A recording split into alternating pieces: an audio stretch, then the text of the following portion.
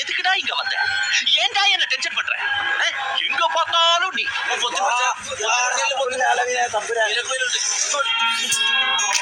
ഇവനൊന്നും നമ്മളെ പോലെ സംസ്കാരമുള്ള കുടുംബത്തിൽ പറഞ്ഞവരല്ല കരിമിക്ക. കള്ള ലക്ഷണമുണ്ട്. അതോ ഇത് കള്ള ലക്ഷണമല്ല, ജന്മന ഉള്ളതാണ്.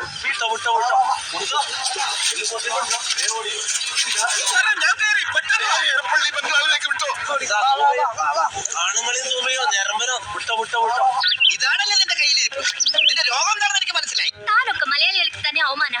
തുറന്നു പറയുകയാണെങ്കിൽ നാട്ടുകാർക്കെല്ലാം നിങ്ങളെ പറ്റി വളരെ മോശം അഭിപ്രായം. മെയിൻ ഞരമ്പൻ എനിക്കെന്താ കുഴപ്പം?